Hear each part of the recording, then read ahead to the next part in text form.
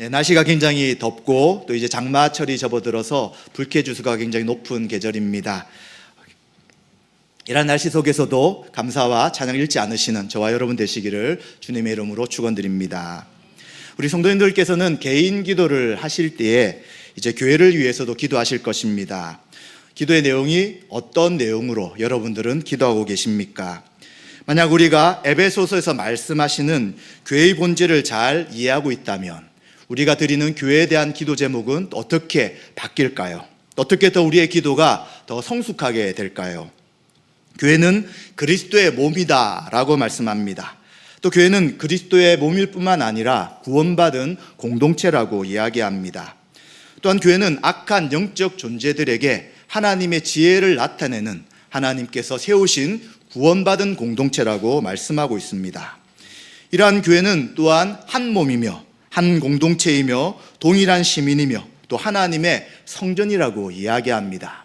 이러한 교회의 본질을 우리가 잘 이해할 때 우리의 기도는 날마다 더 성경적으로 될 것이며 또 하나님이 기뻐하시는 방식으로 우리는 기도해 나가실 것입니다. 오늘 살펴볼 에베소서 3장 후반절은 사도 바울이 교회를 위해 하나님 앞에 기도드리는 내용입니다. 이 내용을 살펴보면서 우리가 어떻게 교회를 위해 기도할 것인가를 생각하며 함께 은혜를 나누고자 합니다. 사도 바울은 에베소 교회에 편지를 쓰고 있습니다. 복음의 진리와 또 성도의 삶이 무엇인지를 하나씩 이야기합니다. 그리고 바울은 그러한 이야기를 하고 또다시 기도합니다. 지금 이 기도는 두 번째 하는 기도입니다. 이 기도문이 시작될 때 14절에 보시면 이러므로 라는 연결사가 기록이 되어 있습니다. 바로 바울은 앞에 있는 내용을 근거로 해서 지금 에베소 성도들을 위해서 기도하고 있는 것입니다. 앞에 있는 내용은 삼일체 하나님의 구원의 은혜와 또 한 몸, 한 가족인 교회의 탄생, 그리고 교회의 머리 되시며 교회를 충만케 하시는 우리 주 예수 그리스도에 대한 말씀을 하나씩 기록하고 있습니다. 이제 이것을 알고 사도 바울은 교회를 생각하며 기도하고 있는 것입니다. 우리가 하나님 앞에 기도할 때 가장 먼저 무엇을 기억해야 합니까? 우리는 기도의 대상이 누구인지를 알고 기도를 시작해야 합니다. 바울은 이 하나님이 누구신가 할 때 하늘과 땅에 있는 각 족속에게 이름을 주신 분이다 라고 말하고 있습니다. 여기서 족속은 가족입니다. 땅에 있는 가족들은 바로 교회 공동체라고 이야기할 수 있습니다. 그럼 하늘에는 어떤 가족이 있습니까? 바로 이미 구원받아서 하나님 앞에 가 있는 구약과 신약의 그리고 우리의 선배들이 바로 하늘에 있는 우리의 가족이라고 할 수 있습니다. 하나님은 모든 세대들 가운데 구원받은 자들을 이름을 주신 분이다 라고 이야기해 주고 있습니다. 이름을 주셨다는 것은 바로 하나님이 그들의 창조주가 되신다는 것입니다. 바로 예수 그리스도를 믿을 때 우리는 새로운 피조물이 된다고 성경은 이야기합니다. 그래서 거룩한 이름인 성도란 이름을 받게 되고요. 우리는 이 일을 재창조된, 새롭게 창조된 새로운 인류다 하는 것을 살펴보았습니다. 따라서 하나님께서 우리에게 이름을 주시는 창조주심을 기억하며 우리는 하나님 앞에 기도하며 나가야 합니다. 그렇게 기도할 때 우리는 하나님을 누구라 부르게 되냐면 아버지다라고 부릅니다. 아버지는 누구입니까? 우리를 만드시며 우리를 살피시고 우리의 모든 풍성함을 주시는 분이 바로 하나님 아버지가 되는 것입니다.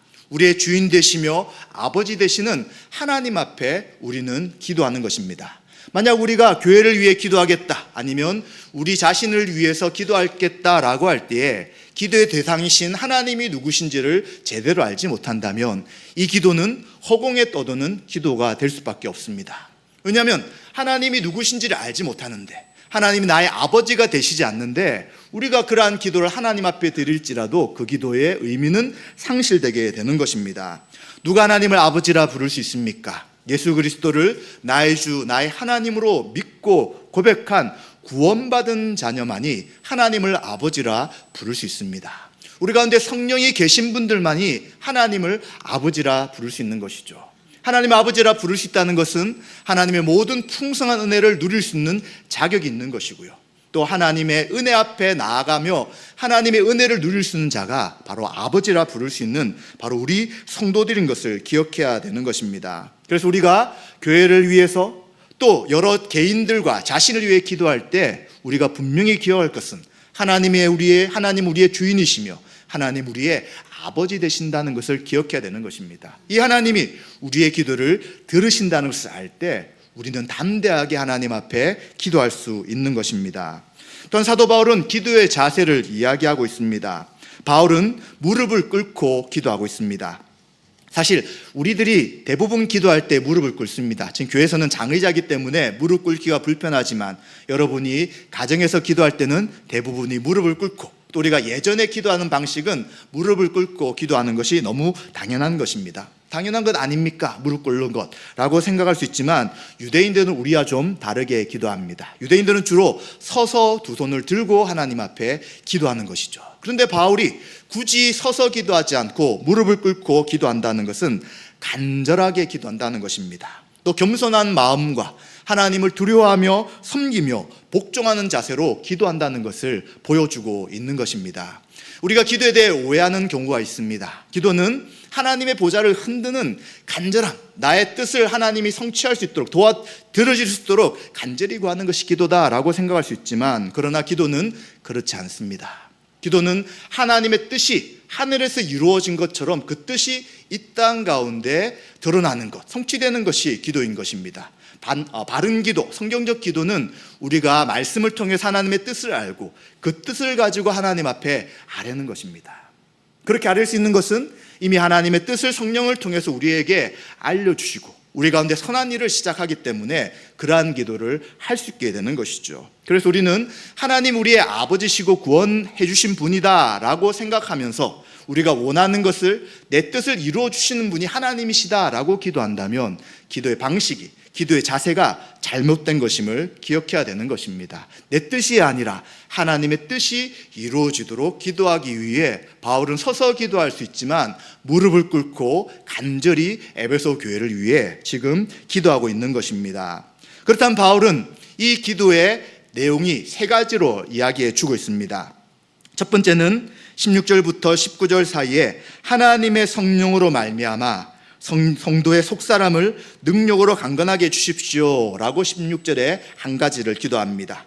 또 바울은 두 번째, 믿음으로 그리스도가 그들 마음에 계시게 해주십시오 라고 17절 전반절에 기도를 하고 있습니다. 그리고 세 번째는 사랑 가운데서 뿌리가 박히고 터가 굳어져서 그리스도의 사랑을 알고 하나님의 충만하신 것으로 충만케 해주십시오 라고 세 번째 17절 후반절에 기도를 하고 있습니다. 이 기도를 좀 더 구체적으로 살펴보도록 하겠습니다. 먼저 첫 번째 기도는 16절에 있는 말씀처럼 하나님의 영광의 풍성을 따라서 너희 속사람을 능력으로 강건하게 해주십시오 라고 기도하고 있습니다. 먼저 하나님의 영광의 풍성함에 대한 말씀을 합니다. 하나님의 영광은 하나님의 그 자체입니다. 하나님의 하나님 되심이 드러나서 창조주시며 모든 것을 통치하시는 그 영광스러운 하나님의 영광이 나타나도록 바울은 기도하는 것입니다. 그런데 그 영광스러운 하나님은 무에서 유를 창조하신 풍성하신 하나님이십니다. 하나님이 구하는 모든 것들을 들어주실 뿐만 아니라 하나님의 뜻 가운데, 교회 가운데 모든 풍성함을 주시는 분이 바로 하나님이십니다. 그 하나님의 그 본성 자체, 그 하나님의 영광스러움이 기도 가운데 드러날 수 있도록 바울은 기도하는 것입니다. 따라서 하나님의 풍성을 따라서 이제 성도들의 속사람을 강건하게 해주십시오 라고 기도합니다. 속사람이 무엇일까요? 속에 무슨 사람이 있을까라고 생각될 수 있지만 이 속사람과 반대되는 표현은 옛사람입니다. 겉사람입니다. 바로 죄와 허물로 죽었던 옛 모습, 자신이 주인이 되어 살아갔던 그것과 대조되는 표현인 것입니다. 그렇다면 속사람은 다른 이야기가 아니라 새 사람이 된 성도들 안에 새롭게 된 마음을 가지고 있는 성도들의 그 모습을 속사람이다 라고 이야기해 주는 것입니다. 이 속사람은 마음만 이야기하는 것이 아닙니다. 우리의 감정이나 생각하는 것만 이야기하는 것이 아니라 지정의의 모든 것을 포함한 전체, 구원받은 성도 전체를 속사람이다, 새 사람이다 말해줄 수 있는 것입니다. 왜 새 사람이 됩니까? 왜 속사람이 강건케 되어야 합니까? 바로 새로운 사람은 우리의 마음에 찾아가는 방향이 달라졌기 때문입니다. 지향하는 것이 달라졌기 때문입니다. 허물과 죄로 죽었던 옛사람은 하나님을 따르지 않습니다. 죄와 사망의 권세 가운데 있는 사단을 쫓아서 죄악을 행하고 원수되었던 하나님의 뜻을 반대하는 삶을 늘 살아갔던 것입니다. 그래서 그런 삶을 살 때는 본질상 진노의 자녀가 되었다고 성경은 이야기하는 것입니다. 그런데 이제 예수 그리스도를 믿는 믿음으로 우리의 속사람이 성령님을 통해 새롭게 되는 것입니다. 이제 새롭게 되어서 지정의 모든 측면이 하나님을 향해 나가게 되는 것이죠. 하나님을 아버지라 부르며 하나님의 뜻에 따라 순종하게 되고요. 이제 내 인생의 주인이 내가 아니라 하나님이 기뻐하시는 것을 위해 매일매일 믿음의 삶을 살아가는 사람이 된 것입니다. 그런데 문제는 우리의 속사람이 강해져야 되는 것입니다. 왜 그렇습니까? 우리의 대적이 있기 때문입니다. 세상과 사단은 계속해서 우리를 하나님 뜻에 따라가지 못하도록 우리를 해방하게 됩니다. 또 우리 속에 있는 죄의 본성이 아직도 완전히 제거되지 못했기 때문에 하나님 말씀을 따르려고 할 때 따르지 못하도록 여러 가지 우리 가운데 유혹하게 되는 것이죠. 만약 우리의 속사람이 약하면 우리는 그 유혹에 넘어져서 죄를 짓고 하나님이 원치 않는 삶을 살 가능성이 있게 되는 것입니다. 그렇기 때문에 바울은 우리의 속사람이 성령의 능력 가운데 강해지도록 구하고 있는 것입니다. 이것은 개인을 뛰어넘어서 교회 전체를 이야기하는 것입니다. 한 사람 한 사람이 구원받은 성도들이 강해져야 되는 것입니다. 그래서 연약한 지체들을 돕게 되고요. 또 말씀의 뜻에 벗어나려고 하는 분들을 일으켜서 다시 함께 가도록 해야 되는 것입니다. 또 죄를 짓고 혹시 불순종한 사람이 있다면 그것이 죄인 것을 이야기하고 다시 일으켜서 함께 믿음의 삶을 걸어갈 수 있도록 권면해 줘야 되는 것이죠. 그래서 교회는 성령의 인도하심 가운데 하나님의 충만함으로 우리의 속사람이 강해져야 되는 것이고, 그것을 위해 바울은 간절하게 기도하고 있는 것입니다. 이 강해진다는 것은 성령의 다스림 가운데 충만한 것도 포함되지만 충만할 뿐만 아니라 우리가 포기하고 버릴 것이 분명히 있다는 것입니다. 우리가 믿음의 삶을 살아갈 때 하나님 우리에게 요구하는 것이 있습니다. 순종해야 되는 것이죠. 그런데 이 순종을 할 때 포기하지 않는 것이 생기면 순종이 굉장히 어려울 때가 있습니다. 주님, 제가 원하는 것은 이것입니다.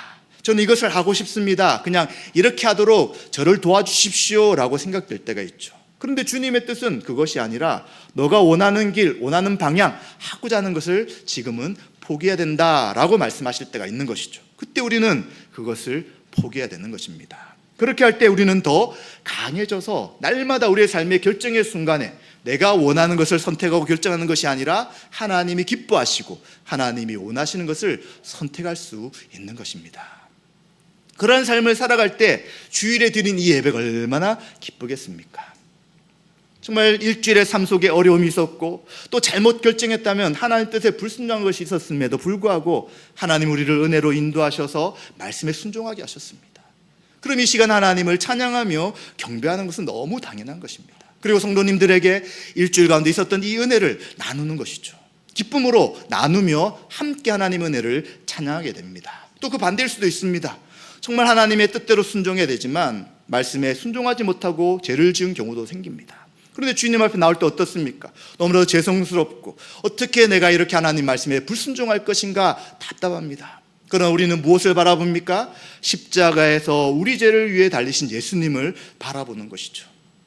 이미 이것보다 더 했던 모습 속에서도 우리를 위해 예수님이 죽으셨다면, 지금 우리의 죄를 하나님 앞에 자백한다면 우리의 죄를 용서하신다고 말씀하는 것이죠. 그래서 우리는 다시 그 죄를 짓고 불순종했을지라도 십자가를 붙잡고 하나님의 사죄 은혜를 누리게 되는 것입니다. 이래서 우리는 날마다 하나님 앞에 나갈 뿐만 아니라 함께 모여서 예배드리며 그 하나님의 은혜를 누리게 되는 것이죠. 사도 바울은 이러한 교회 공동체의 속사람의 강건함을 위해 간절히 기도하고 있는 것입니다. 또 바울은 두 번째 기도는 그리스도께서 너희 마음에 계시게 하옵소서라고 이야기합니다.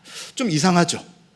우리는 이미 예수님을 마음에 모시고 있는 분입니다. 그런데 왜 또 마음에 예수님을 계시게 해달라라고 기도할까요? 이것은 이미 계신 예수님을 의지함으로 예수님의 뜻을 따라 살아가도록 하는 기도라고 할 수 있습니다. 안 계신 예수님을 다시 모시는 것이 아니라 이미 우리 안에 계신 예수님이 우리 인생의 주인이 되어 주님의 뜻대로 살아갈 수 있도록 사도 바울은 기도하고 있는 것입니다. 성도들의 삶 가운데 지속적으로 주님께서 이끌어 주시고 인도해 달라는 기도가 되는 것입니다. 그것을 우리는 다른 표현으로 성령 충만이라고 알고 있는 것입니다. 우리 안에 계신 성령님으로 충만케 되어서 이제는 내가 원하는 삶, 나의 뜻이 아닌 주님이 원하시는 삶을 살 수 있도록 인도해 달라라고 이야기하는 것입니다. 바로 우리는 날마다 예수님을 바라보며, 날마다 예수님을 의지하며, 날마다 예수님과 함께 살아가도록 사도 바울은 구하고 있는 것입니다. 또한 우리는 세 번째 기도를 보게 됩니다. 사랑 가운데서 뿌리가 박히고 터가 굳어져서라고 이야기합니다. 이것은 바울이 뿌리가 박힌다는 식물의 비유를 하고 있고요, 또 터가 굳어진다는 건축의 비유를 통해서 우리 성도들이 어디에 중심을 두고 있어야 되는가, 어디에 기초를 두고 있어야 되는가라고 이야기하는 것이죠. 그것이 무엇입니까? 바로 사랑입니다. 하나님의 사랑에 우리의 신앙에 기초를 둬야 된다는 것입니다. 사랑의 중심을 가지고 있을 때 흔들리지 않고 믿음의 삶을 살아가는 것입니다. 어떤 사랑입니까? 하나님을 반역하고 하나님을 떠나서 자기 마음대로 살려고 했던 우리를 위해 예수님이 우리 대신 형벌을 받으시며 십자가에 죽으신 그 하나님의 큰 사랑입니다. 우린 그 사랑을 생각할 때 왜 예수님 나를 위해 죽으셨을까? 도대체 내가 어떤 존재인데 나를 사랑하시는가 생각한다면 의문밖에 들지 않습니다. 그리고 그동안 한 것이 무엇입니까? 우리 예수님 믿기 전에 무엇을 했습니까? 믿은 다음에도 우리가 무엇을 했습니까? 우리 인생을 살펴볼 때 정말 내가 하나님 앞에 값어치가 있는 사람인가에 대해 물음표를 던질 수밖에 없는 것이죠. 그런데 하나님 뭐라고 하시냐면 모든 것보다 우리를 사랑하신다라고 이야기하시는 거예요. 우리 한 사람 한 사람을 오직 한 분 하나님의 그 충만한 사랑으로 우리를 사랑하신다라고 말씀하시는 것입니다. 그럼 우리 물을 수 있죠. 그 사랑의 증거가 무엇입니까? 언제 그 사랑한다는 것을 보여주셨습니까? 라고 할 때 우리가 죄인이었을 때 그리스도께서 우리 죄를 위해서 십자가에서 죽으셨다는 것을 통해 하나님의 사랑을 보여줬다고 이야기합니다. 나에게 잘하는 사람, 나와 뭔가 맞는 사람, 그런 사람을 위해 사랑하는 것이 아니라 하나님을 대적하고 반대하고 하나님의 원수되었던 우리를 사랑하시는 그 사랑이 얼마나 큰 사랑인지를 우리는 알게 되는 것입니다. 이 사랑에 기초할 때 우리는 흔들리지 않게 되는 것이죠. 그 사랑의 뿌리를 받고 있을 때, 그 사랑의 터 가운데 있을 때 우리는 흔들리지 않게 되는 것입니다. 이러한 하나님의 사랑은 예수 그리스도를 통해서 우리에게 나타내 보여주신 사랑인 것입니다.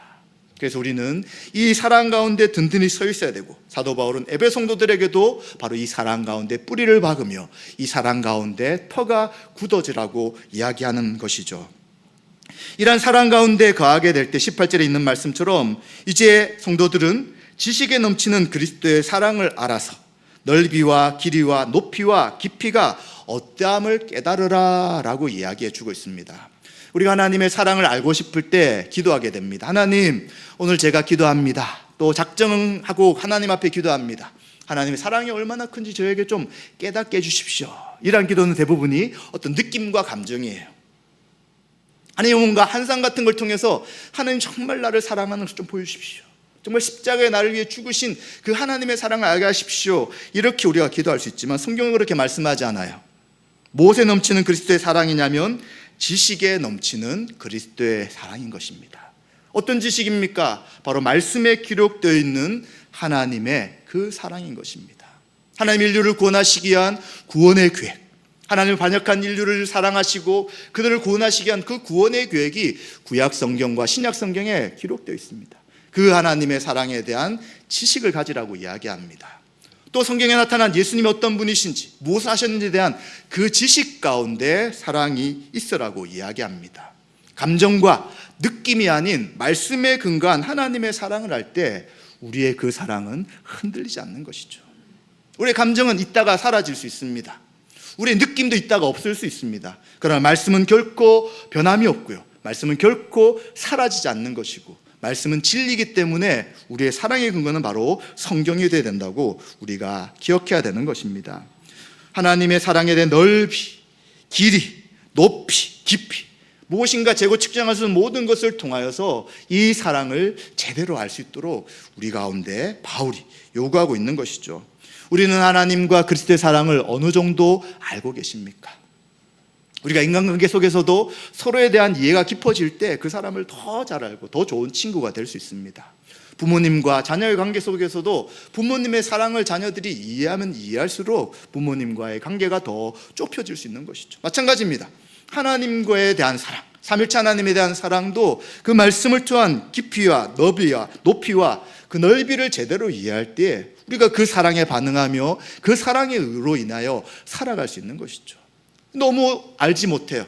하나님이 어떤 분이신지, 그리스도가 무엇을 하셨는지 너무 모른다면 우리의 사랑은 정말 얕은 것이고, 또 그렇게 될 때 우리는 하나님의 뜻을 믿음으로 매일매일 살아가는데 여러 가지 어려움이 생길 수 있는 것입니다.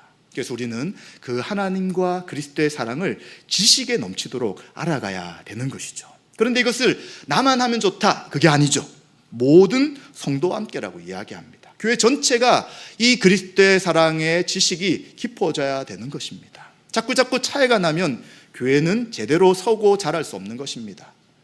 먼저 성숙한 분들은 또 다른 분들이 권면하고, 또 아는 분들은 그것을 나눔을 통해 자라가야 되는 것입니다. 그래서 우리는 설교를 듣는 것도 중요하지만 성경을 통해서 말씀을 배우고 또 개인적인 묵상 시간을 통해서 그 지식을 쌓아가는 것이 너무나도 중요하다는 것을 우리는 기억해야 될 것입니다.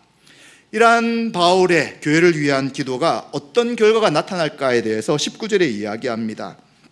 하나님의 모든 충만하신 것으로 너희들에게 충만하기를 원한다. 이 세상을 창조하시고 지금도 이 세상을 다스리시는 그 하나님의 충만하심이 이제 교회 가운데 충만케 될 것을 이야기하는 것입니다.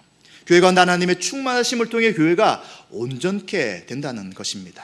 한 사람 한 사람들이 예수 그리스도를 믿고 구원받을 뿐만 아니라 우리의 신앙이 더 하나님 앞에 나아가며 서로 사랑이 넘치며 또 믿지 않는 사람들이 교회에 나올 때 구원받는 역사, 생명 역사가 나타나는 그 풍성함이 있을 것을 이야기해 주는 것입니다. 우리 또한 아마 그런 것들을 경험할 것입니다. 일주일 동안 새하에서 또 가정에서 직장의 삶을 살아가다가 주일에 주님 앞에 나와 예배드릴 때 그 하나님의 임재를 통한 하나님의 충만하심이 넘치기를 우리는 소망할 것입니다. 그러한 일이 어떻게 진행되고 시작되느냐? 바로 사도 바울이 에베소 교회를 위해 기도한 것처럼, 또 에베소 성도들이 교회를 위해 기도한 것처럼 우리들이 하나님 앞에 기도할 때 그 하나님의 은혜와 임재하심과 충만함이 무엇인지를 분명하게 알고 깨닫게 될 것이라고 바울은 이야기해 주는 것입니다. 이제 우리는 어떻게 해야 합니까? 우리 자신을 위해 기도할 때 우리 또한 우리 교회를 위해 기도해야 합니다. 사도 바울이 그 기도의 본을 우리에게 보여주셨다면 그 기도를 하나씩 생각하면서 우리 교회를 위해 기도했으면 좋겠습니다.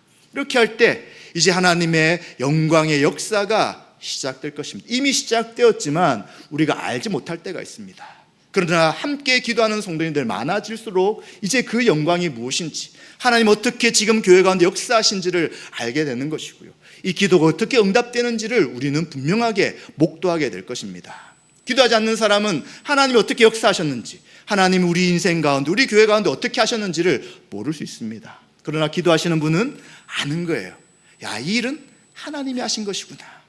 이 일은 내가 한 것이 아니라 하나님이 지금 이 가운데 역사하시는구나를 분명히 알고 하나님 앞에 영광 돌리게 되는 것이죠. 그래서 바울은 20절과 21절에 무엇을 이야기하게 되냐면 하나님 앞에 영광 돌리게 되는 것입니다.